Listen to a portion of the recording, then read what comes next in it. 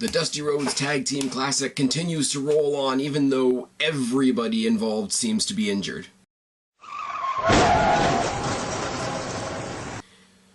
What's going on, everybody? It's your buddy, it's your pal Spaz Phoenix, the YWC Reality Check, here with a very strange November 2nd NXT review. Strange because it entirely focuses on the second round of the Dusty Rhodes Tag Team Classic, and we got about half the matches we were expecting. Started off with what was supposed to be Roderick Strong and Austin Aries versus TM61, but Austin Aries comes out in street clothes, announces what a lot of us saw on social media, which is that he got his face fucked up in a match with Nakamura. His eye orbit's all fucked up.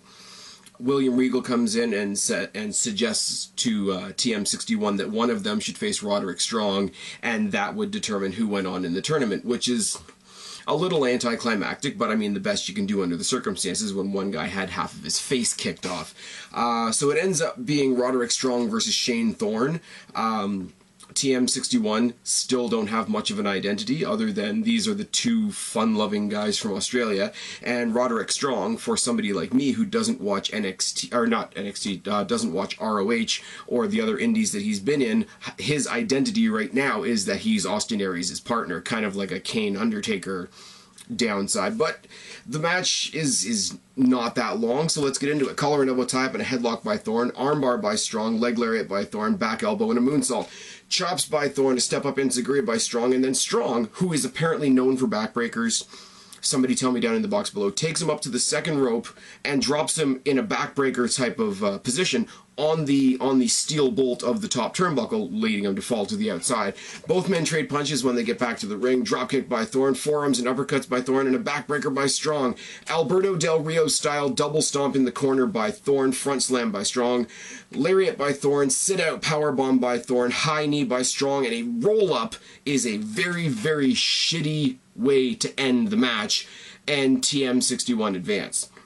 Now, they said in the promo before this that Austin Aries was going to be okay in 2 weeks. I doubt that if he had his eye orbit shattered, he's going to be good to go in 2 weeks, so it's kind of predictable that TM61 was going to win. But after a couple of really good spots in this match, for it to win by a roll-up was really shit.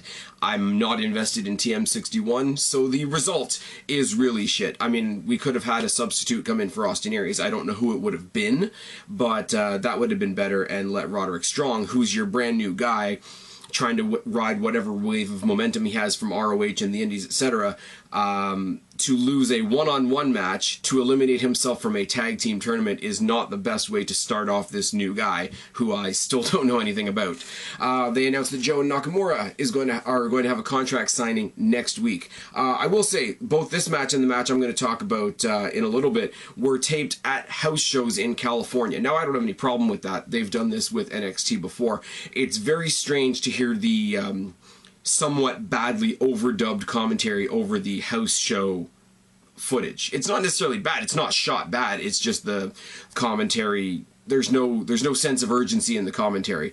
Actually, in Full Sail, though, we have Gargano and Ciampa versus The Revival. We're going to revisit this feud, you know, that started over the titles and now is going to perpetuate on through the Dusty Classic. Gargano and Ciampa come down to the ring. Revival come out in street clothes because Scott Dawson is injured. They cut a long-winded promo about how they're doing Gargano and Ciampa a favor. They forfeit. DIY, which is a really shitty name for Gargano and Ciampa's tag team, they automatically advance. I like them as a team, so I really hope they go far in the tournament, but this was, again, like I said about the first match, not a very momentum-building way for them to advance. Authors of Pain versus No Way Jose and Rich Swann. Now, you guys know how I feel about No Way Jose by now. I really thought I was going to be able to come up here and laugh with you guys about how this was a squash match. But it wasn't. It was just really awkward, especially with Rich Swann, because he's got the Mysterio Big Show type of vibe when he's going up against Occam and Razor from the Authors of Pain. It's an okay match. I mean, there's a lot of Rich Swann hope spots. Like I say, the Rey Mysterio type of, you know, I'm going to hit a Hurricane Rana over the Big Show, even though the Big Show could throw me into the fifth row. A lot of spots like that. There was the stupid wind-up baseball punch by No Way Jose. It's really, really sad because Occam and Razor so far have sort of, they're not the greatest thing in the world. Obviously, they're very, very green. They're very, very simplistic in their offense, but they've been booked incredibly dominant so far on NXT. And the ones that phase them are these two goofballs. Rich Swann on his own, okay. No Way Jose, fucking goofball. And it takes interference from Paul Ellering. I think they said on commentary, the first time we've seen on television him actually have to interfere on his team's behalf. They have a man advantage already, because Authors of Pain are fucking huge. So it's 2 versus 1.5 already, as far as I'm concerned. So now they need to throw in their manager and have 2.5 versus 1.5 to get a win over a thrown-together tag team. I don't like it at all. There's a choke on the outside by Paul Ellering in the ropes. 2 enziguris by Swann and a TKO by No Way. The fact that No Way Jose hits a TKO on one of these guys is ridiculous. But the last chapter gets the win for the Authors of Pain, and they go on next week to take on Gargano and Ciampa, which I figure will be a much, much better match. Sanity versus Kota Ibushi and TJ Perkins. Now, I've said so far, Aries, injured, out. Dawson, injured, out. Ibushi had to get TJ Perkins as a tag team partner because Itami was injured. I wonder what's going to happen. Follow the bouncing ball.